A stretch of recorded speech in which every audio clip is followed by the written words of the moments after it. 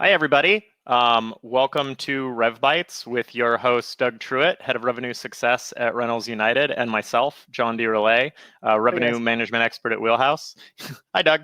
Hi, everyone who's watching this at a future temporal time period. We're going to be discussing in 20, 30, sometimes 40-minute conversations now, some topics in revenue and distribution in the vacation rental and STR spaces. So welcome to our fourth episode. Getting up there, about time for us to put these up on Spotify. I had a couple of requests already, so people don't have to have a browser, so we'll work on that. We've got a pretty exciting topic today. We're going to be talking about Roomtype Rumble, and we're going to be discussing the differences and benefits and what is multi-unit versus single unit listing distribution. I feel like we should have had the WWF guy come in and say, "Let's get ready to rumble." Dad jokes, right? Yeah. Well, before we get started, we'll start you off with our tradition of a joke KPI. Today's very special KPI is called Meet Flex. Meet Flex is the number of times a meeting is canceled due to using too much time or being unavailable, then rescheduled because team members feel they don't know what is going on. I think we've all had very high Meet Flex aggregates across our organizations, and we probably all know what it's like to get to a meeting and not know what we were supposed to be talking about. It could end up becoming like a side shoot. Would be meeting purgatory, meet purge. Yeah, that's a status of high Meet Flex. Yeah. All right, well, let's get started. We won't make this Meet Flex. We've got this one on time and not rescheduled. So let's just start out with the basics for not everyone who knows. What is multi-unit or room type level distribution?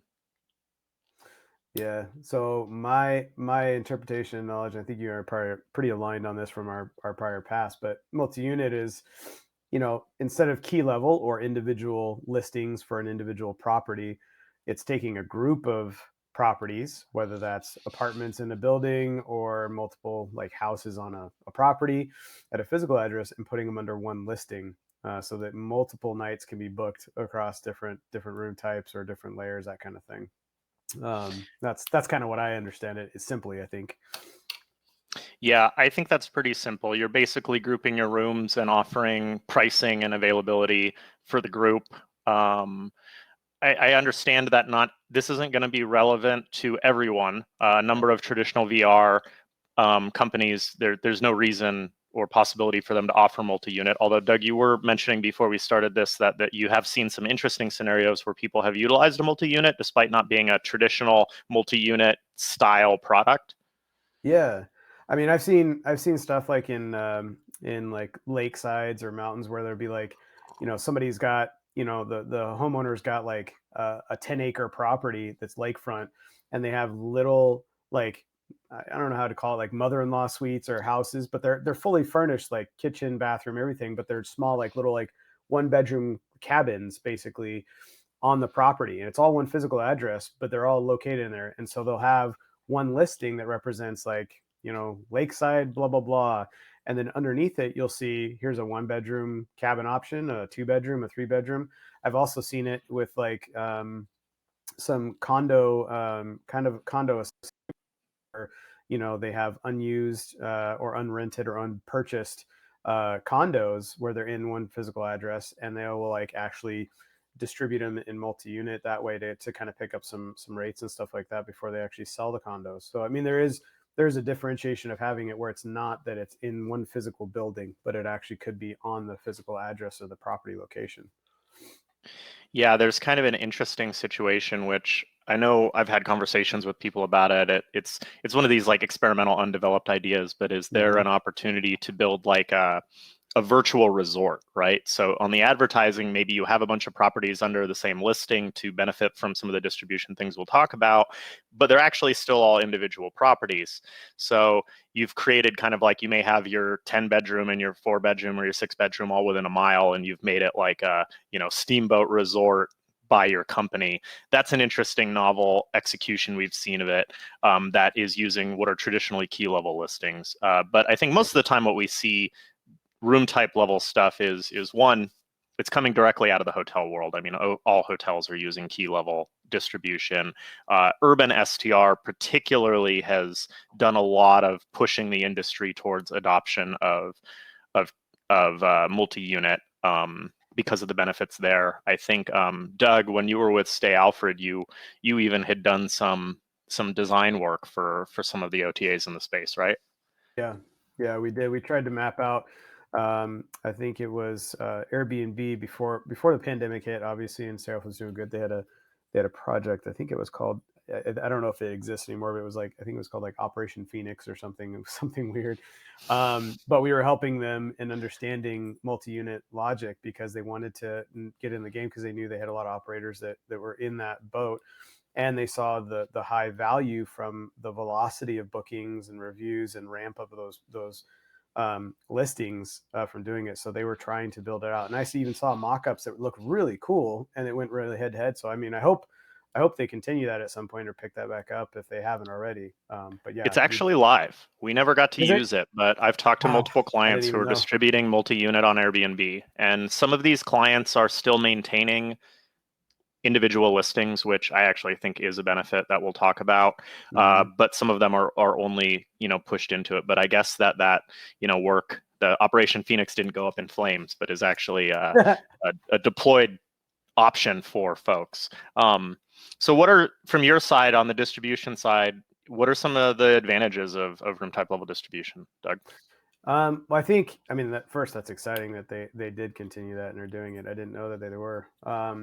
But I think for advantages of room type level distribution or multi-unit, I think the biggest ones really stem from leveraging the power of what the channels use in ranking algorithms, which is they take any listing, regardless of if it's multi-unit or not, and they say, okay, what's your review score? How many reviews do you have, and what's your review score?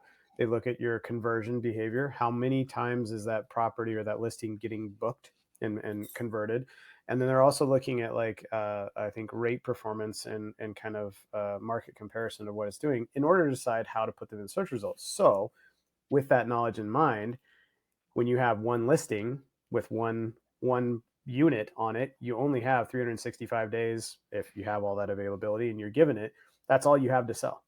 But if you have multi-unit, you have many more nights times the 365 or whatever you have amongst all the units you have grouped in there. So you have the more opportunity for you to be showing up in the search results and keep getting hit with bookings and bookings and bookings. So what that does is it means that your booking performance goes up, which is one of those metrics they use to put in the search ranks, as well as more people that are actually staying with that product that are tied to that individual listing, that you can actually get more review saturation. So when you get more reviews faster, so you talk about ramp up time, like you put on a brand new listing or you add more units at a specific property site, you can get more revenue and more reviews right out of the bat because of the fact of your reviews and your conversion behavior. So you don't have to necessarily do your lease up strategies on your rates where you set them out low to try and stimulate bookings to get things going. So yes, that's pretty much the biggest thing I'd say. And then the velocity of bookings obviously goes through the roof because you get to experiment with your rate positioning, because it's not like you sold July 4th once and that's all you had to do it. Do you have 5 different opportunities or whatever multi-unit you have count there to basically say, okay, well, I sold this one at $150. Maybe I should try and sell this at $225. Maybe I should sell this at 300. And you can actually play with it and actually maximize the revenue for the entire subset group of properties that are linked in it. What do you think other than those? Well, I mean, I really agree with the snowball effect. I know that when we were with Stay Alfred, we had done a lot of work kind of behind the scenes to do multi-unit booking before it was widely adopted, particularly on channels like VRBO and even looking at our portfolio on booking.com and just the snowball of bookings. I mean, we all know that when you have all these channels, it's really hard to build the traction in the marketplace on individual unit listings. Yeah. And especially if you have someone in your marketplace who has 10 listings, or 10 units under a listing, they're potentially bringing in 10 times the bookings, 10 times the reviews, and you're just not going to be able to catch up. And so having that snowball effect is huge. I remember we were able to do some multi-unit booking through VRBO really early on, and we had properties like in the Harbor Steps where it would be one listing, it would look like an individual unit, but there would be like 600 reviews on it. That was always at the top. And on top of that, we had product on booking.com that was basically in every market we had a preferred product, because they reserve a certain number of slots for vacation rentals. And if you have anyone who's doing multi-unit in the space, you're never going to meet the metrics compared to them to get one of those spots. So we were always at the top of a search list, because we had a property that had 30, 10, 20, 30, maybe 100 units. And that single vacation rental listing competing with all the individual listings just looked like it was blowing them out of the water constantly. Yeah, and you're right. I mean, in the early ons too. I mean, I remember having reps from Verbo, whatever, reach out to us and be like, "Man, you are the top performing, property manager in this market or in the country or whatever with these metrics. And how do you get so many reviews? How do you do this? Whatever." And we're like, "Well, we're unique because we have the same properties and the same room types at the same physical address. So we just basically, as a booking came in, we had remember we had the OTA support team, and in the early days it was on your sales support team, who basically were just Tetrising every reservation that came in. They go and move things around and align it so that it was the most optimal for availability.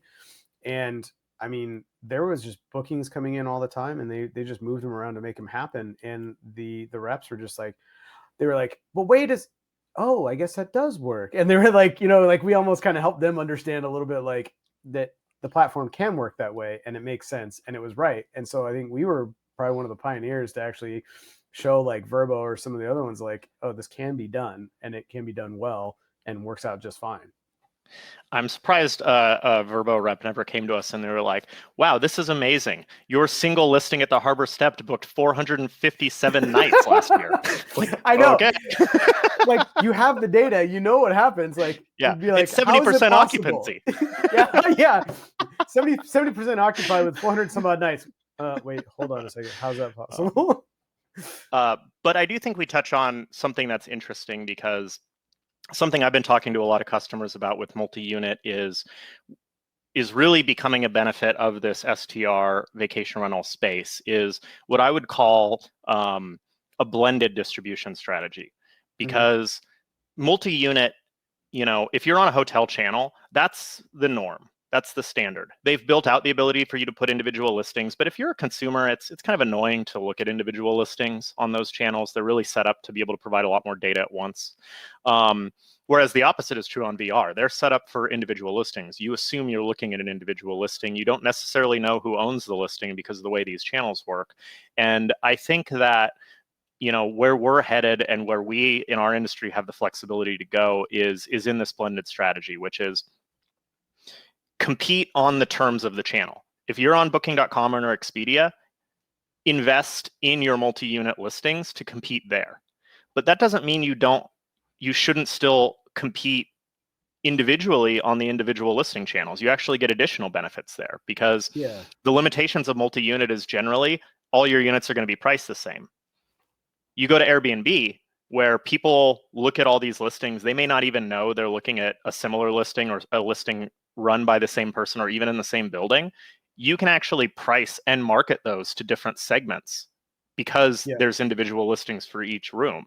And what you end up having the flexibility to do, which the older infrastructures don't, is you can now sell the same product at different price points and with different marketing strategies to market towards all the different consumer profiles that are available in the marketplace. I don't think hotels are going to be able to do that. I mean, the whole thing with hotels is they build the whole hotel based on the segment they're going to target. Yeah. Well, I think we only have to build our marketing to it. Well, one thing I remember that you and I did that was a fun little project at Stay Alfred where we did a beta test is we actually took our properties and say we had like a 1-bedroom room type, and we actually broke it up into 3 1-bedroom room types. And because the availability feed is feeding from those units, it didn't matter that we had 2 different room types. that were the same, because when one of them got booked or whatever, it would basically take the availability from all three of those room types. And remember, we actually built a pricing structure for each of those three to say, okay, here's one that's at $100 a night, here's one that's at 150, and here's one that's at 200 a night, because we were trying to put that theory out there that there is potentially on the hotel channels and maybe some of the other ones that people are actually filtering in their search results based on the rate that they're willing to pay. And maybe that not everybody is always looking for the cheapest deal, because there is some component to saying in the search results, if you see this gorgeous pool looking over the ocean view, and then you see this price on it that's like $60 a night, you're going, that's a scam. That can't be right. Those photos are wrong or something's there. So I remember we did that exercise and played with it. I don't think we saw any huge positive yes or no results, but we didn't see any issues with it. And there were some bookings that happened on each one of those levels, which indicated to me that somebody was filtering in the search results and ended up seeing those room types at those certain rates and purchased them in that way. But that was an interesting way to do it as well. You can do through those channels. Yeah, I think what we found was that people generally were still purchasing the lowest price, but that our visibility was much higher because now we weren't being filtered out of search results based on price point. Exactly. In terms of revenue management strategies, I think this becomes kind of an interesting thing because there's a lot of work to be done if you're going to move to some or all of your portfolio or some of your channels to a multi-unit distribution, but it really does change how you start to think about revenue management as well, right? Mm-hmm. I think that one of the big things that is different between single unit and multi-unit is there's a risk factor, right? When you have binary units, it's kind of like fishing. You just have one thing and you need to get the highest price for it. And so you're willing to take a lot more risk and correct much closer in. Yep. When you start to have volume and multi-unit, you can adjust that to being kind of the opposite. It's like, hey, can I offer parts of my portfolio at different price points or at lower price points to see where the demand really is? Because you can't test for that when you only have a single unit. Once you've sold it, you've sold it. Now You're you can allowed a start little to more test. forgiveness. Yeah, because generally speaking, when people are looking at multi-unit distribution, they're also doing some kind of aggregation of revenue production, which means you're taking all the individual units and you're averaging the rev par each night and have a room type rev par so you can understand the performance of the group, not just the individual units. Yep. And that allows you to build up to demand. You don't have to accept the risk for every single day. Now, what's helpful for that is, it's really helpful to have a really good revenue management platform where you can make adjustments to the rates. I think that's one thing you have to consider is if you're using a room type strategy, you have to be able to efficiently change the rate. Yep. Because you're able to take advantage of movements in the marketplace that are happening that may happen very quickly. Because you have volume, you can adjust the portfolio. You're not just sold out. Right, because that's one of the core anchors of revenue, efficient revenue management, right? Right price, right customer, right time. So that right time part really comes into play with that. Like you have to actually get it at the right time. And if you don't have a system that's helping you dynamically do it, then you're fumbling through all the manual lookups and everything else that by the time you get to make a decision, you already missed the time, the window. Absolutely. And I think that when you're dealing with these kind of pricing strategies, when you start to shift to a multi-unit distribution, you really are in a position where your company has to have more formalized revenue management practices because there's a lot, the guesswork is much more influenced by the decision makers who are managing your rates. When you have a bunch of binary units, you can kind of trust, you're hoping to trust like what's going on in the market and also a little bit of luck, because really you only need to find the one guy who's going to pay the price, right? Right. When you have lots of units, your risk is substantially increased. If your price is wrong and nobody's buying it, you're not just affecting one unit, you're affecting the entire group. So you have to have people you have to really formalize those processes. I wouldn't recommend that teams that don't have revenue management processes switch to multi-unit booking, because you're actually increasing your risk and you're not in a position to take advantage of the actual optimization opportunities there. You know what? That actually makes me think of a thought that we probably should like consider for another episode. But like the consideration of a strategy for like an opaque channel to be able to feed like a really high rate to back up with that strategy, and be like, see if there's some kind of like, hidden bidding type of thing that could happen where you could put stuff out there and see if somebody will buy it at a really high rate without really seeing what it is or how it is. I think what was it, Orbits or whoever did that before, did the opaque stuff, where you wouldn't be able to see the property, but you could see the rate or you could see the quality, the star level of it. But like maybe that would be something. I know it's a little off topic, but that's a thought I had with that type of thought, because the reality is like what you're getting at, in a good big piece of it, is what we face at Stay Alfred, which I think was easier for us to change the behavior, which was starting rates out high has been historically what the kind of industry has been doing. Start them out high and they finish low because they're making all those micro adjustments at the finish line when the inventory is about to expire. And I think towards the end of Stay Alfred, we were able to see that we could bring things down farther out and then hopefully try to scale things up at the end. And it wouldn't necessarily go way up, but it definitely would not drop way lower, and we could actually navigate that in some degree. So I think on the binary, type of inventory, the single unit, non-multi-unit stuff, it would be interesting to see how there could be some strategies that we could figure out to get people to stop being so high far out and try to take a little bit of risks, but not so much that it's way low and they compromise the rev par for their hosts and whoever else far out. Yeah, I think the principles still apply. We used to call it a divot, where if you're Mm-hmm. not sure if there's actually booking going on, just at a different price point, with multi-unit, you can just offer some of your units there and then change the Yeah. price.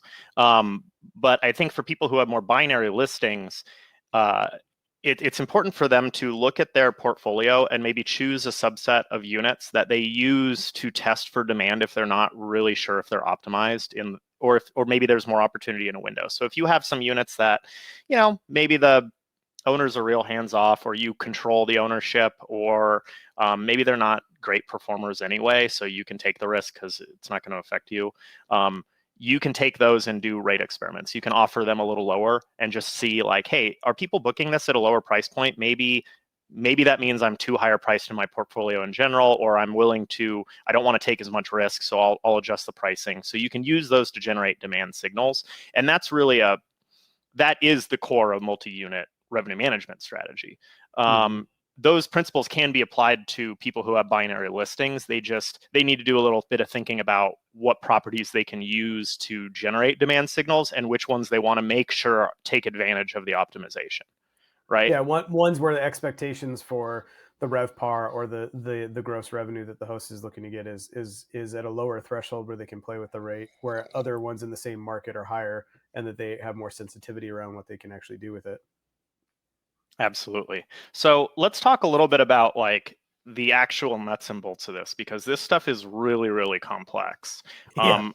Why don't we start with Reynolds United? I know Reynolds United has some options to do it. That's partly why Stay Alfred went with Reynolds United early on, as you were really the only ones that had the option for us to do multi-unit.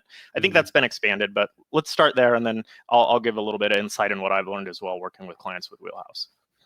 Yeah, I think from the Reynolds United side, the reason why the multi-unit works really well, or the grouping, I should say, is because when you feed over your properties, it doesn't matter if you're doing multi-unit or you're doing key level or binary units, like you're feeding over 1 unit worth of content, availability, and rates. You're feeding that over to us.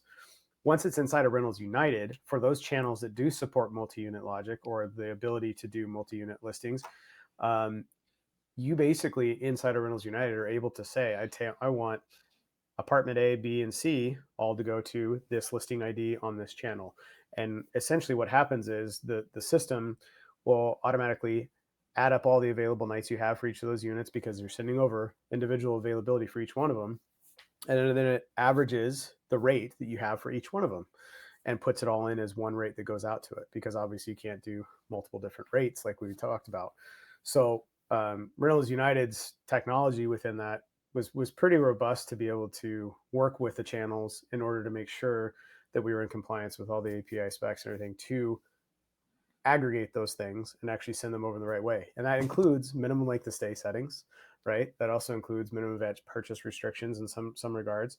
So it's like if you're feeding over to us a minimum length of stay on one unit that has a 3-night minimum on this certain range, and you have another one that has a 2-night minimum on this range, it's going to take an average between all of that and actually put it together. So it's really unique and dynamic the way it works. And I know some of the other folks out there have figured out some of it too, but it makes it really nice that we have that for our clients as an ability, because if you have not thought about it before, and you're like, well, actually, I do have multiple properties at the same physical address or within that area, like you should reach out to us and talk about the strategy on how to do that, because we could actually help you get better reviews, better performance out of listings, and just overall get more attention to your properties in that area. Yeah, the nice thing about, like, because really what you have to think about when considering a multi-unit strategy is there's a couple different places where this can occur. The first is the channel. Does the channel support multi-unit, right? Yeah. The second is you can do it at the channel management level, right? Which is, one of the benefits of doing it through Rentals United is there's a lot of flexibility. You don't have to give up your single unit strategy. You can create the blended unit, or if you're not very experienced with it, you could just do it with one property. You don't have to be all or nothing.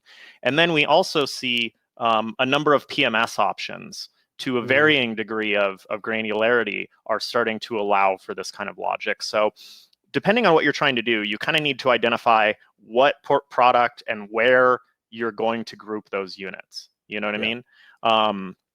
So that ends up being really interesting. I know a real example is before we started working with these companies, we helped an operator in Spokane get a apartment hotel online with Streamline, and we did a blended strategy. We used their single unit logic, but then we used Rentals United to group all of those units on the hotel channels, so it looks like a hotel, whereas it's still single unit on all the rest of their distribution. Right. And we were able to kind of combine those.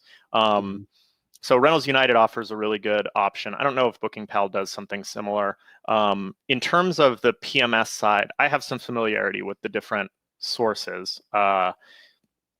It seems to me like Guesty has a Roomtype logic. Theirs tends to be a little bit limited, whereas if you're using a Roomtype logic, you pretty much only use a Roomtype logic for pricing and length of stay. You can no longer individually price your units. Your individual advertisements get pricing from the Roomtype. So everything is priced and restricted the same way. Yeah. Streamline has different logics, right? They can do either a resort logic or individual logic, and they also have the flexibility of connecting with a channel manager, so you could do it there too. So there's a lot of flexibility in Streamline. A little bit complicated though, because there's a little bit more, so you got to really nail down what it is you're trying to do. There's a lot of bells and whistles with Streamline, and it's a great PMS because it actually has lots of options for you, but sometimes finding all those options and making them successful does take a bit of brain through the wall a little bit. But yeah, you got to have a distribution Rain Man to understand how all these things are connected sometimes.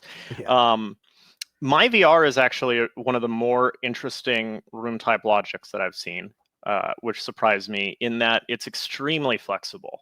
For one, you have these like a lot of the time you'll see what people will call a parent and child listing, right? So the parent is like the room type, and then the child is all the individual rooms.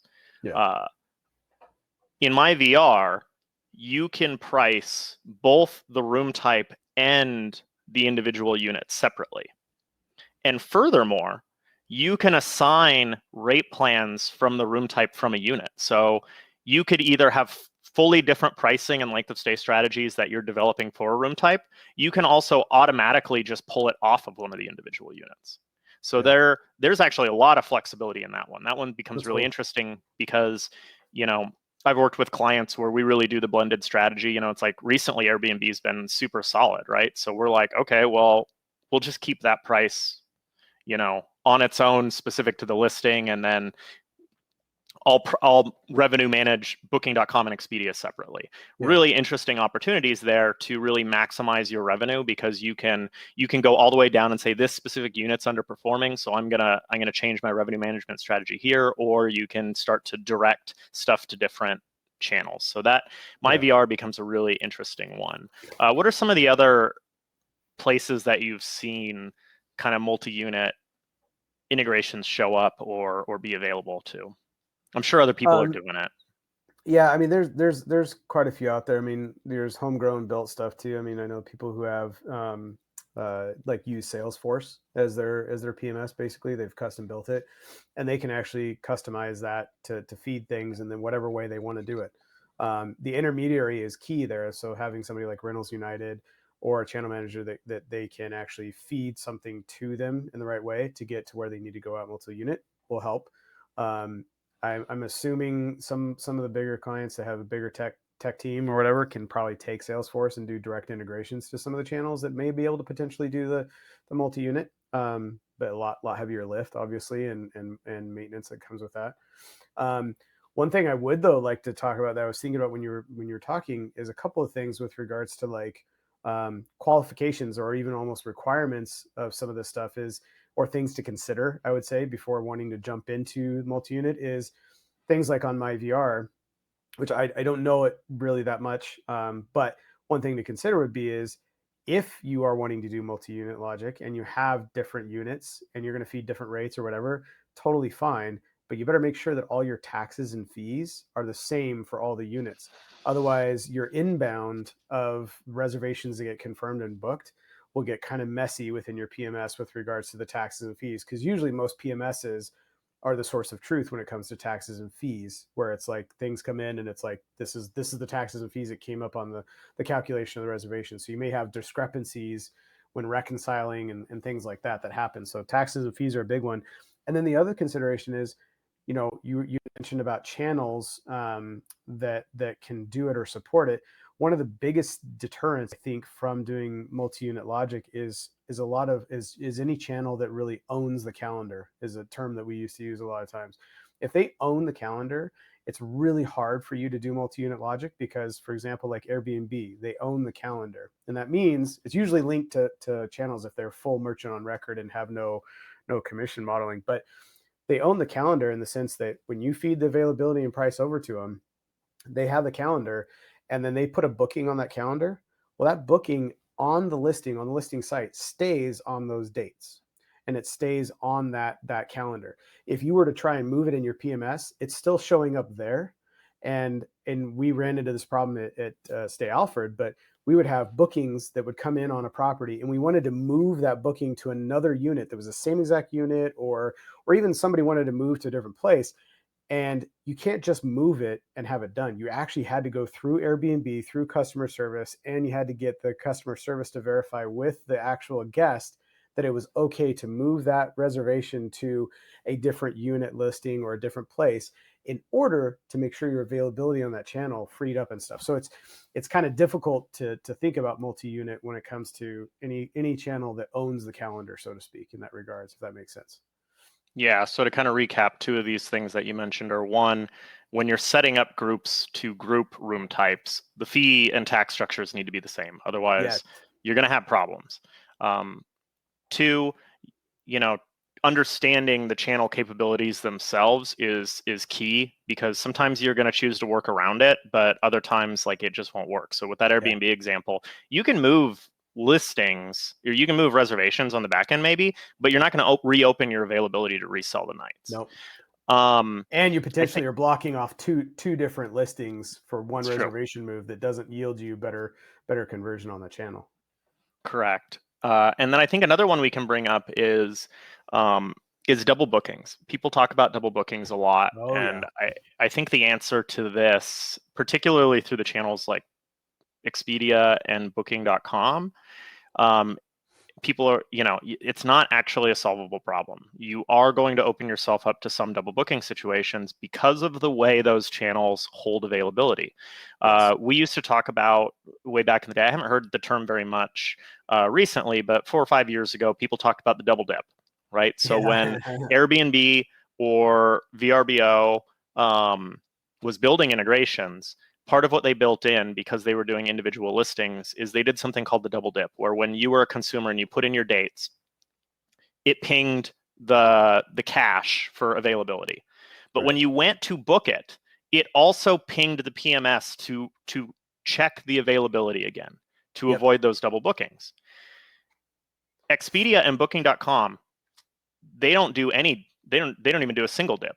They No. cache all your availability, and they do it just in a grid. It says, for this night, how many rooms are available? So they don't have any way to check if your availability is consecutive. Yep. So that's I where the think double bookings come in. I think the biggest thing you're getting at, and I had there was a client that recently I did this in-depth explanation about it. But when you have certain revenue management systems or something where people are dynamically changing the rate super fast and they're needing that to get over to the channel as fast as possible, found out obviously with this one instance for Airbnb is that when you actually send over your availability, Airbnb will have that what you talked about, the double dip of the caching, where it's like the search results will return all the properties based on this cache thing. Well, that cache thing will kind of sit there for, I think it's up to 24 hours potentially in certain situations. Don't quote me. But what will happen is once you get inside the listing and go to book it, it'll then hit the system back again to look and see if it's available. So where some issues that a client that I was dealing with had an issue was within the inquiry phase. Because when somebody inquires on Airbnb and says, hey, looking at these dates, I'd like to do this, they wait for the host to reply back. They're looking at the dates of what they wanted, and up until the time when they go to convert it, it's saying it's available. And then when they go to book now, it rehits the system to look and see if it's available. And if it's not available anymore, then they can't book it. And the client is going, or the guest is going, I can't book it. I want to book it, but I can't book it. So it's a very interesting dilemma of the double dip or double check or whatever you want to call it, that causes some problems that maybe even, in my opinion, this could go into another episode, but causes false positives with regards to how much your product is actually really getting looked at for what it can actually potentially book, right? I mean, if you're getting search results based on something that's cached, but then you really can't book it because it's not going to be able to convert, like that's a false negative or a false positive in my mind of what it is. So yeah, and I think on the other side, because at the very least, it's preventing the double booking with the hotel channels. It's not going to get solved, essentially. Hotels don't care, right? They, first of all, they overbook. Second of all, they can just check you out of a room and check you into another one, and they don't assign your room. For us, it does matter, and this is where having booking. Yeah, and this is where having some of those resources really comes in if you're going to consider doing multi-unit booking, because for the most part, you probably have the availability and you just need to move some reservations around, but someone has to do it. Because you may have, let's say, one night available on a Friday and one night on a Saturday, but they're two different units. If you move the reservations around, you can probably make that available and put that guest in it, but you do require someone to do it. Remember our initiative at Stay Offered? One of our biggest dream things or products we wanted to build was Auto Tetris. Yeah, we didn't figure it out though. No, we didn't. I think we were getting close though. Jared, who was our senior engineer in the tech team, he was actually working on something that would do some of the baseline stuff of the moving certain reservations for you automatically. And I think if we would have stayed in business longer, they would have figured it out. That would have been huge. Yeah, and I'll mention her name, Alex, who's working at another company right now. Yeah. She figured out a way to reorganize the tape chart to maximize the availability. And we did that on accident because we were onboarding a hotel that had a bunch of reservations. We had to figure out how to place them in the tape chart because they didn't assign rooms because it was a hotel. And we were like, how do we assign all these reservations to rooms? Dude, the best things happen from accidents, in my opinion, on everything I've ever done. And you accidentally discover something and you're like, oh crap, what did I just do? Oh, that's amazing. The tape chart looked like all these beautiful inverted pyramids because everything was just, what it did is we listed all the units and then it placed the longest reservations first as it went down and would look for the first available unit. So it just created all of these totally consolidated date periods, essentially. It was like virtual Tetris on its own. Like it's just like, here comes a reservation. Oh, put it right here. It was like perfect lines every time.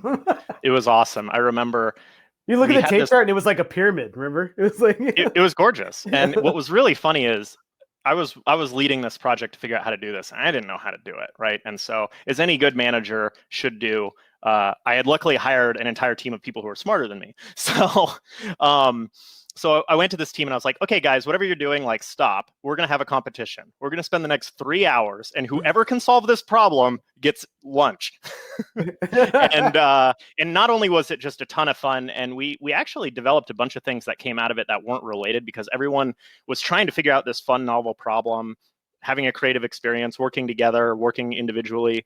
And so people figured out things that ended up affecting us in other ways. But out of that 2-hour blast, Alex came up with a solution that ended up not only solving this problem, but becoming a framework for that kind of Tetrising and tape chart optimization. Well, so if anyone wants to build that out, maybe we'll talk about it.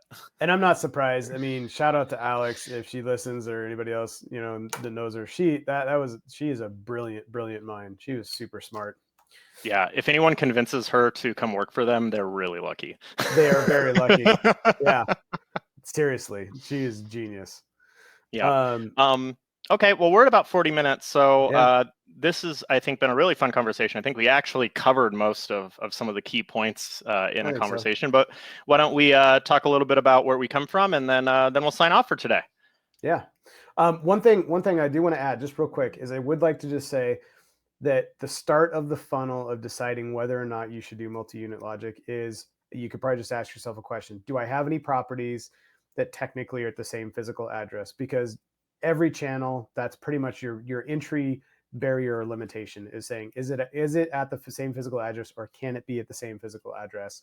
And you go from there, and then you can kind of do those other checks and balances. So that's one last bit of advice I would give everybody when considering if you should do it or not. So yeah, for me, I'm Doug Truitt, head of revenue success at Rentals United. My goal and my initiative is we're trying to help our clients with their distribution, revenue management type strategies, really getting some transparency to them with their data and bookings, and understanding what is happening for their product, and how they can actually just stay on top of things, care about the things that are doing really, really well, and the things that are doing really, really bad, and not having to pay attention to all that noise right in the middle that is just normal business doing what it should do. So that's me. That's what I'm here for. Our connection is really super solid. We're a premier partner on a lot of our channels. So please, if you haven't, reach out to one of us, myself. We'll get you in touch with somebody. We can talk about your multi-unit if you have an opportunity for it, as well as any other channel needs you may have. Awesome. Thanks, Doug. And my name's John deRoulet. I'm the Director of Enterprise Sales at Wheelhouse, and a revenue management veteran and expert. If you haven't heard of Wheelhouse, we're a dynamic pricing revenue management platform specializing in the short-term rental and vacation rental space. Not only do we have a fully matured, completely, by far the best pricing model in the space, using both predictive pricing and a bookings-based model that's fully matured over the last 6 years. We also have developed a UI that really caters towards usability for both small customers and especially enterprise clients. I think people have probably started to see us be really loud recently. You'll continue to see that as we kind of take our place as the best revenue management platform in the space. And on top of that, we're a fantastic team that's made up of operators and revenue managers and people who are experienced in the industry. And we'd just love to have a conversation. And if you can tell from listening to these, we'd love to not only talk to you about Wheelhouse, but also help you work through the other problems that we know are all interrelated in the industry. Yeah.